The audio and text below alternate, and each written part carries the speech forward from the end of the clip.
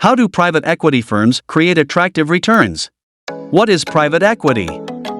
Private equity is a specific type of investor, typically a fund, which collects money from institutional or wealthy private investors.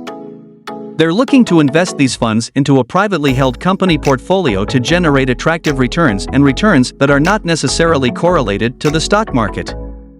How does this work? When investing in a privately held company, the calculation of the private equity firm is as follows. They have to spend a certain amount to purchase the company or purchase a portion to fix it, improve it, introduce new automation, or fund the growth into new activities. Then, when the company is owned or co-owned by the private equity firms, they will benefit from the eventual payouts they receive.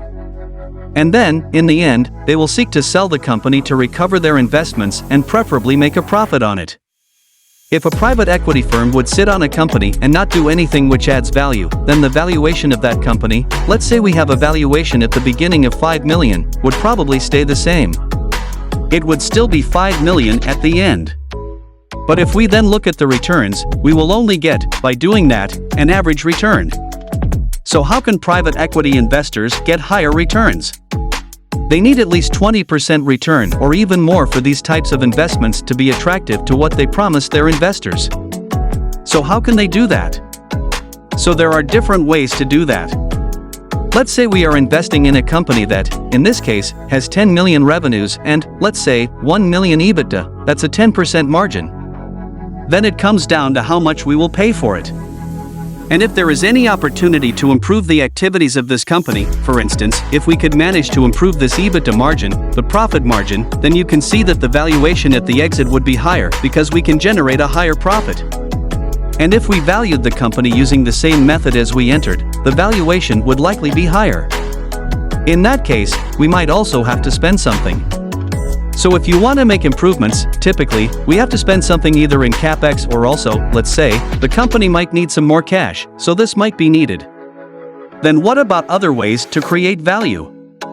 And as you can see, the return of the private equity master to that already can improve. Another way to create value is to focus on growth. If we grow the revenues slightly, we can also see that the growth can create value and increase the valuation. Another way to create value is to manage, for instance, to change the multiples. If we only pay a cheaper multiple at entry, we pay 4.5 times EBITDA, but at exit, we pay 5 times. We could also do some multiple arbitrage here. Multiple arbitrage also can lead to a higher valuation at exit compared to the entry valuation. In this case, this is just an example. We have not assumed any debt financing. Let's say we're using 50% equity debt financing instead of financing everything through equity. And as you can see, in that case, our investment goes down, and we have to repay the debt.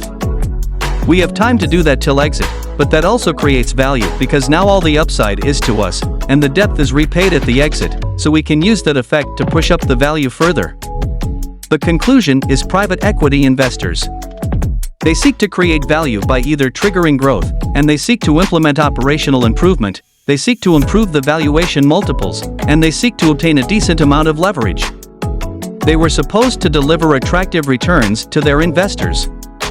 And you can see the effects of how they can manage to do that here. Visit our website and follow us for more.